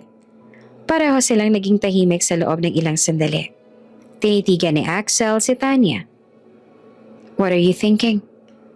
I don't know. Mahina niyang sagot. But when I look at her, I don't feel anger. Nagtaka naman si Axel. I feel... Napahawak siya sa dibdib niya at dinama ang tibok ng kanyang puso. Something else? Like what? Like I'm looking at someone connected to me? Bahagyang kumunot ang noo ni Axel. That doesn't make sense. I know. Mabilis siyang sagot. But I've never felt this before. It's not just curiosity. Tumingin siya kay Axel. Seryoso ang mata. I want to know everything about her. Mas tumindi ang titig ni Axel. Everything? Yes. Huminga siya ng malalim. Her past, her family, where she was born, who her father is. I want to know why she looks like me. Gusto kong malaman ang lahat. Hindi normal ang nararamdaman ko para sa kanya. Tahimik si Axel, halatang nag-iisip. This could get complicated.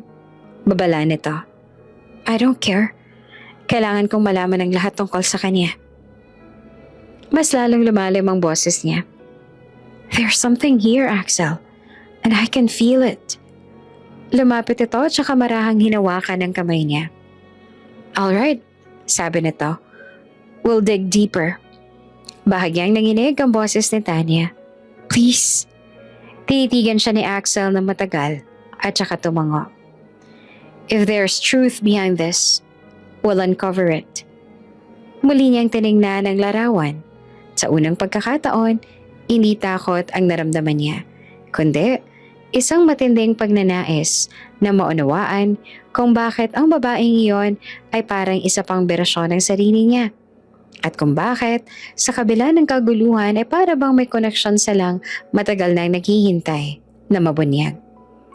Matapos ang mas malalim na investigasyon, hindi na naghintay pa si Tanya at Axel ng tamang pagkakataon. Pinuntahan na nila ang address na ibinigay ni Romulo. Isang maliit at simpleng bahay sa loob ng makitid na eskinita ang kanilang naabutan. Hindi to marangya, sira-sira ang bubong at maging ang pinto nito, pero malinis naman ang paligid na halatang alaga ng may-ari. Dahil sa eskinitang iyon, hindi nakapasok ang kanilang sasakyan at iniwan lang muna nila ito sa kung saang maaari nila itong i-park. Huminga ng malalim si Tanya bago sila lumapit sa pinto. Pagkatok pa lang nila, agad nabukas ang pinto at doon nila ito nakita. Parang nakatingin lamang siya sa salamin dahil sa babaeng nasa harap niya. Parehong mukha, parehong tindig, parehong ekspresyon ng pagkabigla. Ang pagkakaiba lamang sa kanila ay ang kanilang kasuotan. Luma na ang suot nito, samantalang ang kay Tanya ay branded at isang beses niya pa lang na nasusuot. Nanlaki ang mata ng babae. Ikaw, napatingin ito kay Axel tsaka kay Tanya. Ikaw yung sinasabi nila. Ikaw yun. I'm sorry. Agad din itong sabi na halos nauutal. Hindi ko alam na naharas ka rin dahil sa akin. Nalaman ko lang nung may pumunta sa akin para sabihin ko ano nangyari. Maniwala ka, hindi ko talaga yung sinasadya. At hindi ko rin alam na guguluhin ka niya. Kung nasaktan ka man niya, pasensya na. Bahagya namang nagulat si Tanya sa agarang paghingi nito ng tawad. Maniwala ka sa akin. Patuloy ng babae. Hindi talaga ako kabit ng kasintahan ng babaeng yon. At hindi ko rin intensyon na madamay at masiraan ka ng dahil doon. Aksidente lang ang larawan na yon. Hindi ko yung ginusto at lalong hindi ko yung sinadyang mangyari. Huminga ito ng malalim, tila pinipigilan ng luha. At ang boses nito ay patuloy sa pangingini. Kulang na nga lang ay lumuhod ito sa kanilang harapan. Nauunawaan ko naman yon, sabi ni Tanya, pero patuloy pa rin sa pagpapaliwanag si Anya. Ang kaibigan ni Hailey, siyang dahilan kaya nangyaring aksidente na yon. Sinadyahan nila akong patirin at kinuhanan nila ng larawan na nangyari. It looked intimate, but it wasn't. Hindi ko naman kilala ang lalaki nasa larawan.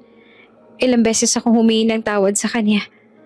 Ilang beses ako nagpaliwanag kaso hindi nila ako pinakinggan. At hindi ko rin lubos akalain na gagamitin nila ang aksidenteng yun para idamay ako. Tahimik si Axel. Nakamasid lamang sa babae at sa kanya habang si Tanya ay sinusubukan na pakalmahin ang babae. They wanted to make it look scandalous. Dagdag pa nito.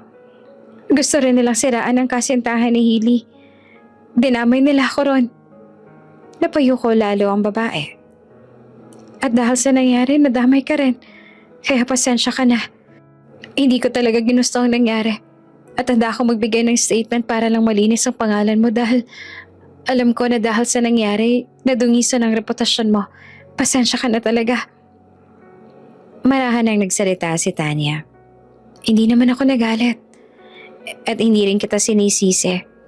Kaya, hindi mo kailangang humingi ng tawad sa isang pagkakasala na alam kong hindi mo naman ginawa at alam kong dinamay ka lamang. Nagangatang tingin ng babae. The people behind it are already facing charges. Nagpaliwanag sila sa secretary ng mapapangasawa ko at inamin ng mga kaibigan ni Hailey na sinadya lang nilang palabasin ang nasa larawan. Dagdag pa ni Tanya. So it's clear now. No one is blaming you. Halatang gumaan naman ang mukha ng babae. Thank you. Mahina naman itong sagot. Maraming salamat. Noong isang araw ko pa gustong pumunta sa'yo para magpaliwanag. Ang kaso, hindi ko alam kung paano kita matutunton. Mabuti na lamang at pumunta ka dito. Masaya ako malaman na hindi ka nagalit sa akin dahil sa nangyari. Ilang segundo silang nagtitigan. May kakaibang pakiramdam sa hangin. Hindi awkward, hindi galit, kundi parang pagpapakilala. Lumapit ng bahagya si Tanya. Pumunta ako dito. Hindi dahil sa bagay na yon, kundi dahil sa may nais akong tanong sa'yo. Kung hindi mo mamasamain, pwede ba ako magtanong? May mga bagay lang akong gustong malaman. Tumango ang babae. Oo naman, kahit ano'y pwede mong itanong sa akin. Nakahanda akong sagutin ka. Pinapasok sila nito sa loob ng maliit nitong bahay. Pinaupo sila sa sala. Sinabi naman nila kay Anya ang katotohanan na nagpaimbestiga sila tungkol dito. Kaya alam na nila ang ilan sa mga impormasyon nito at maging ang address nito. At nauunawaan naman yan ni Anya. Kaya hindi na ito nagalit. Why do you think we look exactly alike? I've been asking myself the same question since the mall incident. This might sound strange. Humina ang kanyang tinig. But I don't feel uncomfortable around you. Napakurap ang babae sa kanya. Tila hinanap din ito ang kasagutan sa lahat ng tanong niya. I actually feel like I've known you for a long time. Kaya nagtataka ako kung bakit ganito. Paanong kamukhang kamukha kita? Paanong lahat ng katangian na meron ako ay meron ka rin? Sino ka ba talaga? Ganyan din ang nararamdaman ko sa'yo. At hindi ko rin maintindihan kung bakit ganito. Sabi ni Tanya. Ngayon lamang kita nakita pero pakiramdam ko matagal na kitang kilala. Hindi dahil sa magkamukha tayo. Ngunit may iba pa ako nararamdaman na hindi ko maipaliwanag. Nagkatinginan sila. Parehong naguguluhan. Parehong may nararamdaman na hindi maipaliwanag. Pareho silang maraming tanong. Yes, I felt that too. It's our first time seeing each other in person. Dagdag ni Tanya. But it doesn't feel like it. Dahan-dahang tumango ang babae. Kaya naman nakiusap siyang malaman ng lahat tungkol kay Anya. Isinalaysay naman ito sa kanila ni Anya ang nakaraan nito. Lumaki ako kasama ng aking ina. Kwento ni Anya. Hindi ko nakilala ang aking ama. Hindi ko nga alam kung ano ang kanyang pangalan. May kinilala naman ako nung bata pa ako kaso naghiwalay din naman sila ng aking ina. Tahimik na nakikinig si Anya. Sinaktan dati ng stepfather ko ang aking ina kaya sila naghiwalay. At dahil doon kami na lang ni mamang magkasama. Nagpakalayo-layo kami sa kanya. Namuhay kami ng simple. Sapat lang ang meron kami sa pang-araw-araw. Sapat lang para mapag-aral niya ako hanggang sa makapagtapos ako ng high school. Pero nung nagkasakit si mama, lumala ang lahat. Lalo kaming nahirapan. Hindi namin afford ang proper treatment kaya hindi iyon naagapan. Hindi rin kasi kinakaya ng sahod ko ang lahat ng baon namin dahil baon din kami sa utang noon. Saglit ito ang tumigil. Nawala siya 3 taon na nakalipas. Hindi niya nagawa na labanan ng sakit niya at hindi ko rin siya naipagamot. Nanikip ang dibdib ni Tanya. Parang may bahagi ng kwento na tumatama sa kanya. I barely knew my mother too. Mahina niyang sagot. I only saw one picture of her, pero hindi ko siya nakasama.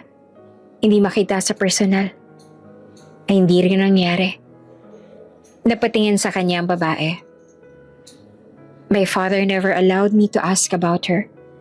Every time I tried, he would shut the conversation down. Ayaw niya kasing mapag-usapan pang tungkol sa kanya dahil iniwan niya kami noon para sa ibang lalaki. Mas lalong lumalim ang pakiramdam ni Tanya. Can I ask you something? Marahan niyang sabi kay Anya na agad naman na tumango. Can I see a picture of your mother? Gusto ko sana siyang makita. May nais lang akong makumpirma. Saglit itong nag-alinlangan, pero hindi nagtagal, tumayo ito at kumuha ng isang lumang picture frame. Mula sa maliit na cabinet, inabot niya yon kay Tanya. Hindi na nag-alinlangan. Tiningnan ni Tanya ang larawan at sa sandaling iyon, nanlamig ang buong katawan niya. Naniga siya sa kinauupuan. Maging si Axel ay nag-aalala sa kanya. Ang babaeng nasa larawan ay kaparehong-pareho ng litrato ng kanyang ina. Parehong ngiti, parehong mga mata, parehong muka. Habang buhay niyang iniingatan ng iisang larawan ng kanyang ina at ngayon, hawak niya ang isa pang kopya nito. Unti-unting bumagal ang paghinga niya. This, halos hindi lumabas ang boses niya. This is my mother. Nanlaki ang mata ni Anya. Ano? Sigurado ka ba? Dahan-dahan tumingin si Tanya sa kanya. I have the exact same photo. The same woman. Tahimik ang buong sala. Parang huminto ang oras. 2 babae, isang mukha, isang ina, at isang katotohanan na handa nang sumira sa lahat ng akala nila tungkol sa kanilang pagkatao. Ibig sabihin, mahinang boses ni Tanya, nanginginig. If she's your mother, and she's mine. Halos sabay nilang sinabi ang mga katagang. Magkapatid tayo. Pareho silang natigilan. Tapos parang may pumutok na emosyon sa loob nila. Biglang yumakap si Anya kay Tanya. Mahigpit, parang matagal nang nawawalang bahagi na ngayon lang natagpuan. Noong nawala ang ina ni Anya, akala nito ay mag-isa na lang ito sa buhay. Ang akala nito ay wala na itong magiging kakampi pa. Pero ngayon na maaaring may kapatid pala ito, labis ang saya na nararamdaman ni Anya dahil sa wakas, may makakasama na siya. Napaiyak naman si Tanya sa bisig ni Anya, lalo ring humigpit ang yakap niya dito. All my life, umiiyak niyang sabi. I thought I was the only child. Ako rin, sagot ni Anya sa pagitan ng hikbi. Buong buhay ko, akala ko kami lang ni Mama. Akala ko lang pala lahat ng yon dahil meron palang ikaw. Akala ko mag-isa lang ako noong nawala siya. Pero binigay ka sa akin ng Diyos. Meron pa akong ikaw at maaaring may kapatid pa ako. Humigpit ang yakap nila sa isa't isa. Si Axel naman ay hinagod ang likuran ni Tanya nang sa ganon ay kumalma siya kahit papaano. Ngunit wala talagang tigil ang pagpatak ng luha sa mga mata niya. You might be my twin, bulong ni Tanya. That's why we look exactly alike. Matapos ang ilang minuto, kumala si Tanya. At seryosong tumingin sa babaeng maaaring kakambal. Are you willing to talk to our father? Kung sakali man, siya lamang makakapagbigay ng sagot sa lahat ng katanungan natin. Saglit na nag-alinlangan si Anya, pero tumanguran ito. Yes. Hindi na sila nag-aksaya ng oras. Sa parehong araw din, nagtungo sila sa kampanya ng ama ni Tanya, nang sa ganon ay mabigyang linaw ang lahat ng mga tanong nila. Pagpasok pa lang nila sa opisina, agad napansin ng ama niya ang kasama nito. Napahinto ito at parang may mutong nakita. Dahan-dahan itong tumayo mula sa likod ng mesa. Binanggit niya ang pangalan ni Anya. Napakurap ito na para bang sinisigurado na hindi lamang ito basta nananaginip. Tapos unti-unting napuno ng luha ang mata nito. Anak, mahina nitong sabit na tahimik ang buong silid. Parang tumigil naman ang mundo ng kambal. Napatingin si Tanya sa kanyang ama. Dad, mahina niyang tawag. Pero hindi na kailangang magtanong pa. Ang pagtawag nito ng anak sa babaeng kamukha niya ay sapat na kumpirmasyon. You're my daughter. Tuluyan ang bumigay ang boses ng kanyang ama habang nakatingin kay Anya na umiiyak na rin. Napahawak sa dibdib si Tanya. Kahit inaasahan na nila, ibang klase pa rin ang marinig iyon mula mismo sa kanilang ama. We're twins? Mahina niyang tanong. Tumango ang ama nila, mabigat ang mukha. Yes, you are twins. Twin sisters. Why? Nanginginig ang boses ni Tanya. How could we not know? Napaupo ang ama nila. Tila naubos ang sigla at lakas nito. You were just babies when your mother left. Napatingin silang dalawa sa kanilang ama. She cheated on me. Diretsong sabi niya. And when she left, she took one of you. Parang binuhusan ng malamig na tubig si Tanya. She took my twin? Yes. Mariinit ang sagot. And you were left with me. Huminga ito ng malalim. I was furious, blinded by anger. I couldn't forgive her betrayal. Napapikit ito sandali. So I kept the truth from you, Tanya. I never told you that you had a twin sister. Nanlumo si Tanya. You let me grow up thinking I was alone. Hindi ko malang alam na may kakambal pala ako. Because I was angry. Amin ito. And because every time I looked at you, I was reminded of her. Paano po ako? Mahinang tanong ni Anya. Napatingin dito ang ama nila. Puno ng pagsisisi ang mga mata. I tried to find you. Sabi nito. I wanted to take you back. To give you the life you deserved.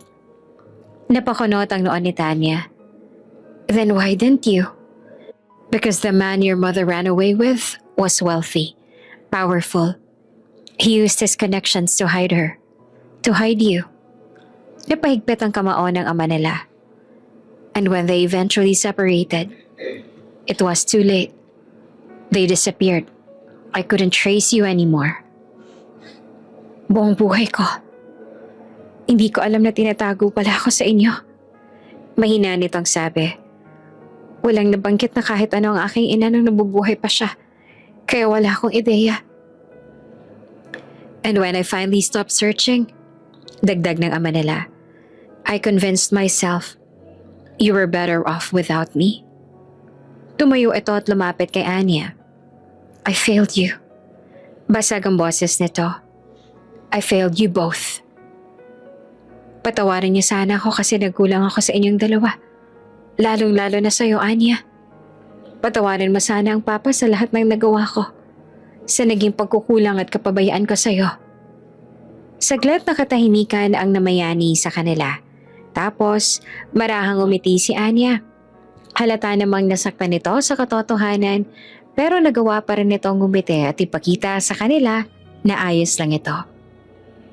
Wala naman pong magbabago kung magsisisihan pa po tayo ngayon. Nagulat ang ama nila sa sinabi ni Anya. Lumaki ako mahirap, pero nag-survive naman po ako. And maybe, that's how it's meant to be. Lumaki rin po ako marunong magpahalaga sa bawat oras at sandali. Para sa akin, mas mahalaga ang kasalukuyan kesa nakaraan. Kasi kahit ilang beses man nating hilingin, kahit gaano man natin pagsisihan, malabo na maibalik natin ang nakaraan at baguhin ang mga nangyari na. Kaya hindi po mahalaga sa akin ang nakaraan. Wala na pong dapat sisihin sa nangyari noon. Napatingin si Tanya sa kakambal niya. Nagulat din siya sa tinura nito dahil sa inaasahan niyang makaramdam ito ng galit after all.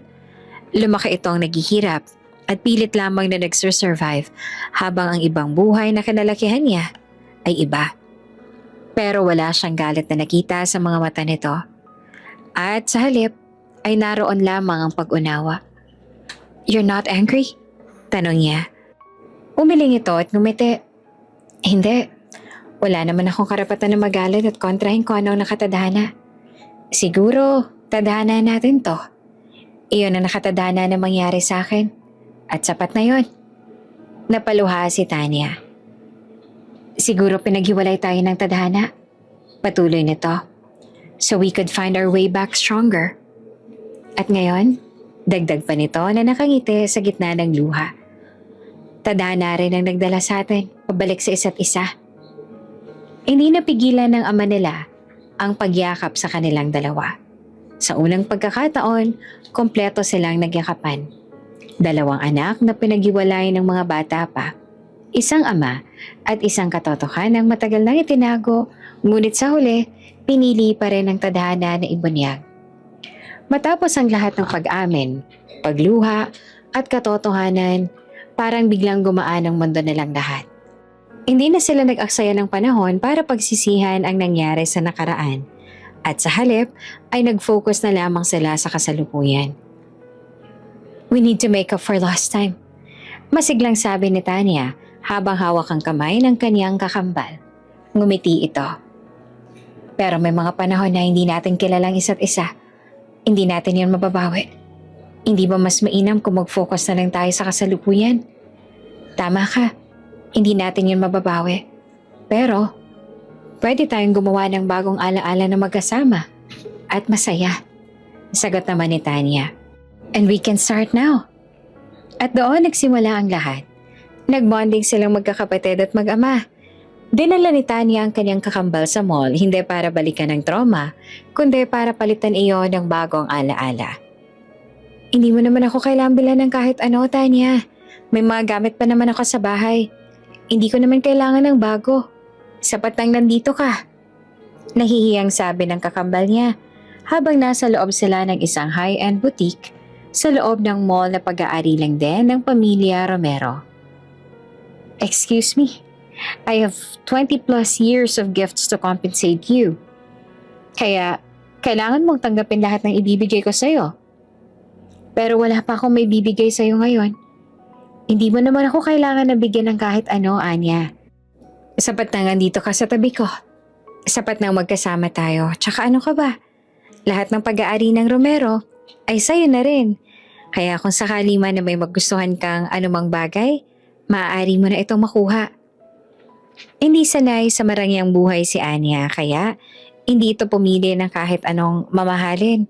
Maliban na lang sa mga bagay na si Tanya ang pumipili para kay Anya. At habang nagsha-shopping silang dalawa, ang nasa isip ni Anya ay maghanap siya ng mas maayos na trabaho nang sa ganon, mabilhan niya rin ng regalo ang kakambal. Buong buhay ko nagtatrabaho lang ako para makasurvive. Mahinang sabi ni Anya habang hinahaplos ang isang eleganteng damit. Hindi ko in-imagine ang sarili ko na balang araw makakapagsuot ako ng ganitong uri ng damit. Lumapit si Tanya at inayos ang damit sa balikat nito. You deserve it. Diretso niyang sabi. You deserve so much more than what you went through. Saglit na tumahimik ang kakambal niya, pero ang mga mata nito kumikinang sa luha habang tinitignan siya. Don't look at me like that, biro ni Tanya, or I'll cry in the middle of this store. Napangiti ito. Maraming salamat sa lahat, Tanya. Hindi mo alam kung gaano ako kasaya na may kakambal ako. Ganon din naman ako. Sumunod nilang bonding ang spa days, movie nights, late night talks sa loob ng kwarto na parang mga bata ngayon lang pinayagang magpuyat. Lahat ng pangyayari sa buhay nila ay kwenwento nila sa isa't isa. Ngayon ay sobrang komportable na si Tanya na i-share ang story nila ni Axel.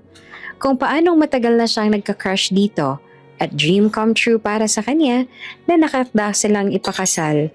At kung gaano siyang kasaya ngayon, natotohanan na ang kanilang relasyon. Isang gabi, pareho silang nakahiga sa kama ni Tanya, nakatingin sa kisame.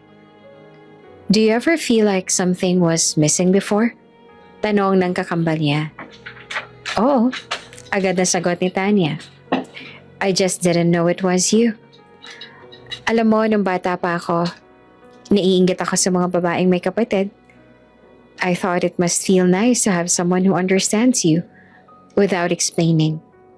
Naisip ko noon na siguro, ang sarap sa feeling kapag may kapatid ka na masasabihan mo ng tungkol sa mga crush mo, sa mga umaaway sa'yo, o yung mga makakamatch sa damit na isusuot o kahit anumang gamit.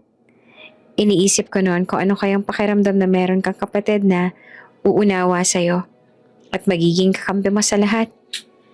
Dahan-dahang tumagilid si Tanya at tiningnan ito. Now you know. Ngumiti ito. Oo, at gusto ko ang pakiramdam na to. Mahina nitong sabi. Having someone who looks like me but feels like home. Napaluha si Tanya.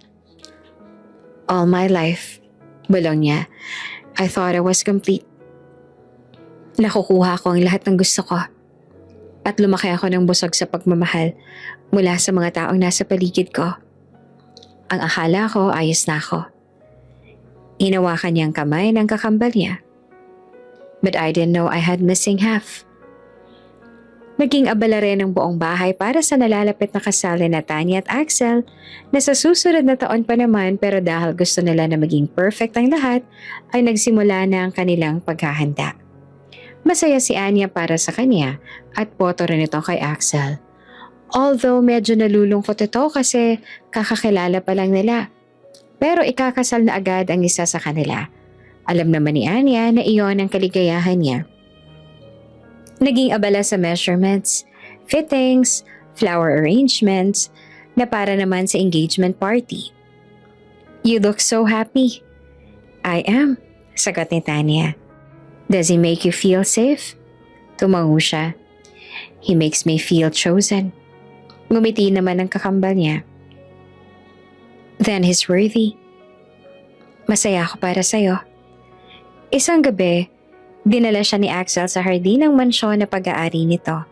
Tahimik ang paligid. Ang langit ay puno ng bituin. What are you planning? Nakangiting tanong ni Tanya. Just look up, sagot ni Axel. At pagtingala niya, biglang may fireworks na unti-unting sumabog sa kalangitan. Napasinghap si Tanya. Axel, I want to celebrate. Mahina nitong sabi habang nakatayo sa likod niya. Yakap siya mula sa likuran. Not just our upcoming engagement party and wedding, but everything that happened. Nanatili siyang nakatingala sa langit. Makulay iyon. Maliwanag at masaya. Sumilay ang matamis ng ngiti sa kanyang labi. You know, I never imagined I'd love the idea of having a twin sister this much.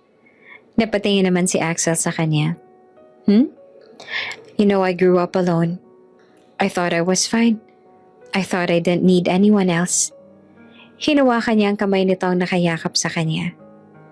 But when she came into my life, it felt like something inside me healed.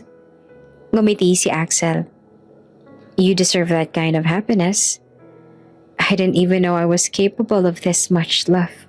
Dagdag niya. For a sister, for a family, for you.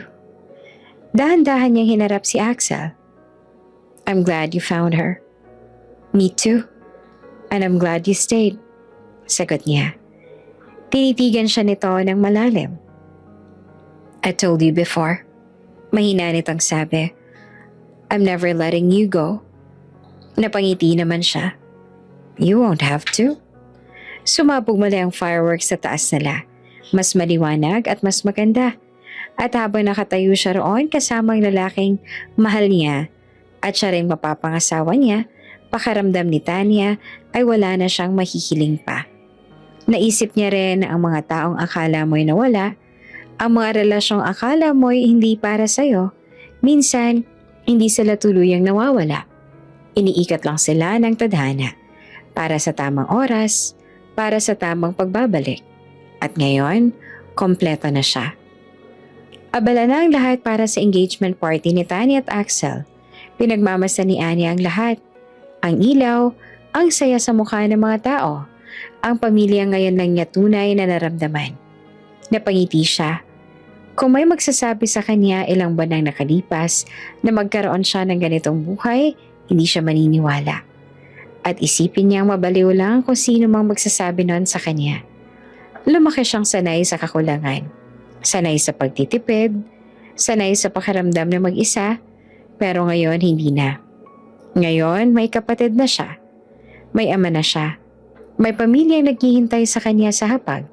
May kakambal at kakampi na siya.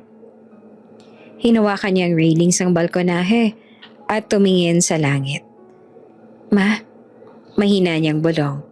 Malamig ang simoy ng hangin na yumakap kay Anya. Hindi ko man agad nalaman na may kambal pala ako. At least hinayaan ng tadhana na magtagpo ang mga landas namin. Napakurap siya habang pinipigilan ng luha. Siguro kung nasan ka man ngayon, Nakita mo kung paano kami pinagtagpo at alam ko na masaya ka rin kasi magkasama na kami. Naaalala niya ang mga gabing silang dalawa lang ng kanyang ina. Ang hirap, ang sakit, ang mga pagkakataong siya lang ang yakap nito. Ma, nanginginig ang boses niya. Hindi mo siya naalagaan noon. Ako lang ang lumaki sa tabi mo. Hindi mo malang siya nayakap at hindi mo napunasan ang luha niya. Pero hindi kita sinisisi. Hindi ka naging mabuting asawa kay Papa, pero naging mabuting ina ka sa akin. Alam ko na kung nagkaroon ka man ng chance sa magkasama at maalagaan ang kakambal ko. Magiging mabuting ina ka rin sa kanya. Huminga siya ng malalim. Pinapangako ko sa'yo, aalagaan ka siya. Napahawak siya sa dibdib niya. Ipaparamdam ko sa kanya ang pagmamahal ng isang kakambal. Bahagya siyang napangiti. Ng isang ate. Saglit siyang natawa sa pagitan ng luha. Kahit technically sabay naman kaming pinanganak. At kung kaya ko rin, ipaparamdam ko sa kanya ang pagmamahal ng isang ina na hindi niya naramdaman noon. Gagawin ko yon, hindi dahil kailangan ni Anya ng kapalit, kundi dahil gusto niyang ibigay ang lahat ng kaya niyang ibigay. Gusto niyang maranasan ng kanyang kakambal ang bawat uri ng pagmamahal, yung hindi niya naranasan ng buo. Gusto kong maramdaman niya na hindi siya nag-iisa, bulong niya, na may kakampi siya sa lahat ng pagkakataon, na may magtatanggol sa kanya, may yayakap sa kanya kapag napapagod siya. Napangiti siya habang nag-iisip ni Tanya na tumatawa sa loob. Ma, mahina niyang sabi. Para sa akin, ang pamilya ko ngayon, sila ang tunay na kayamanan, kaya habang buhay ko silang iingatan. Hindi ang pera, hindi ang marangyang buhay na meron siya ngayon ang tinuturing niyang yaman, kundi ang pakiramdam na may uuwian ka, may tatawag sa'yo ng kapatid, may yayakap sa'yo ng walang kondisyon. Ang kambal ko at ang aking ama, silang pinakamagandang biyaya. Isang luha ang tuluyang pumatak. Salamat, Ma. Kahit papaano hinayaan mong mangyari ito. Mula sa loob ng bahay narinig niya ang tawag ni Tanya. Nasaan ka na? May ipapakita ako sa'yo. Napangiti si Anya. Coming! Sigaw niya pabalik. Bago siya pumasok muli, tumingala siya sa langit sa huling pagkakataon. Hindi na ako mag-isa, Ma. Huwag ka na mag-alala sa akin. At sa puso niya, sa wakas, buong-buo na siya. Bago pa man dumating ang araw ng kasal ni Tanya, may isa pang mahalagang hakbang na kailangang gawin ng pamilya Romero. Isang formal gathering.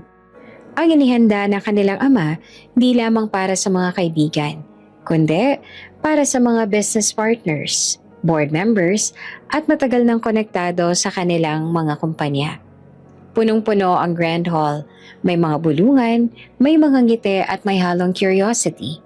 Tumayo ang ama nila sa gitna ng entablado. Hawak ang mikropono. Ladies and gentlemen, panimula nito. Tonight is not only about celebrating my daughter's upcoming wedding. Lumapit ito kay Tanya at sa tabi niya ang kanyang kakambal. Magkahawak sila ng kamay. This, patuloy pa ng ama nila, bahagyang nanginginig ang boses, is my other daughter. Tahimik ang buong silid. She is Tanya's twin sister, separated from us when they were still infants. Circumstances kept her away from this family, but fate brought her back. May napasingha, may mga napangiti. She grew up away from the life we have here, dagdag pa nito. But starting today, she's no longer away from us. She is, and always has been, a Romero. Malakas ang palakpakan. Naramdaman ng kakambal ni Tanya ang panginginig ng kamay niya. Hinigpitan ni Tanya ang hawak para kumalma ito. I'm so proud of you, bulong ni Tanya sa kanya. Napangiti naman siya na may luha sa mata. Hindi ko alam kung paano tumayo ng maayos sa harap ng mga taong to. Pakiramdam ko ay nangihina ako. You stand like you belong. Sabi ni Tanya. Because you do. Tama lang na nandito ka. Kaya wala kang kahit ano na dapat ipag-alala. Nagyakapan sila at sa gitna ng palakpakan. Walang inggit, walang hiya. Kundi puro pagmamalaki. At sa unang pagkakataon, hindi na si Anya ang batang lumaki sa anino ng kahirapan. Kundi isang anak ng pamilyang buong pusong tumanggap sa kanya.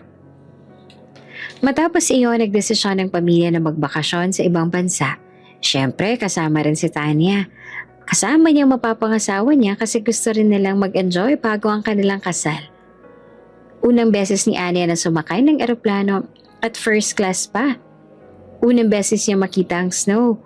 Unang beses niyang maranasan ang mundo na dati nakikita niya lang sa TV. Totoo ba talaga to?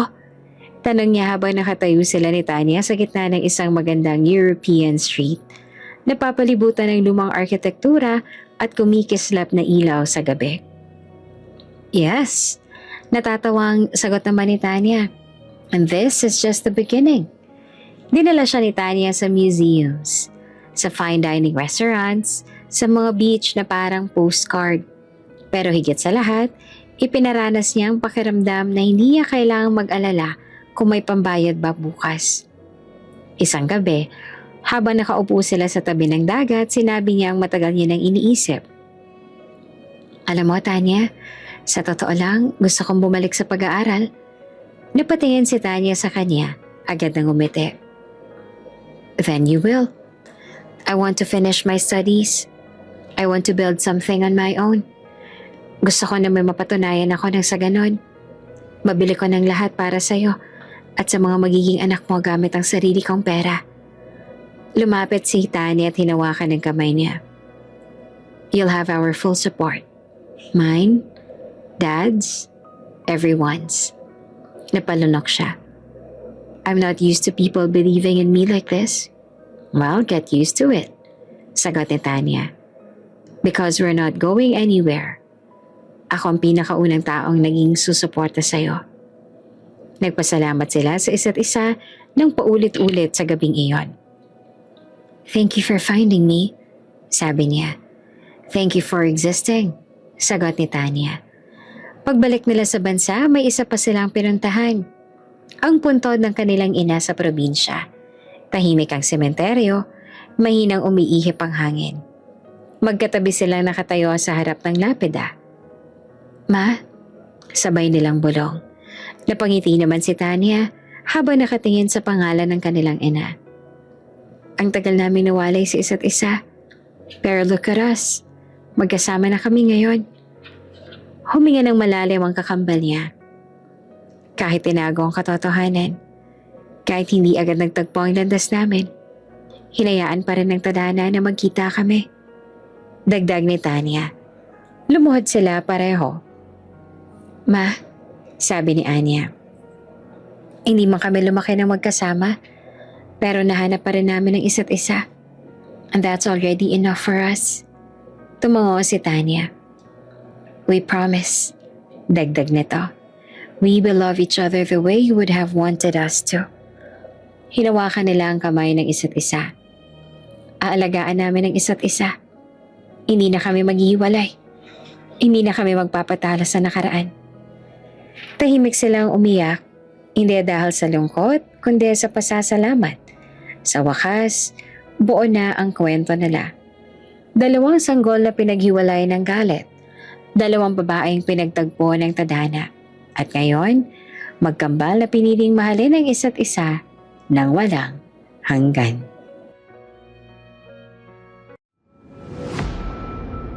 Kung bago ka pa lang sa channel na ito, Ate Jane TV, huwag kalimutang pindutin ang notification bell and subscribe button.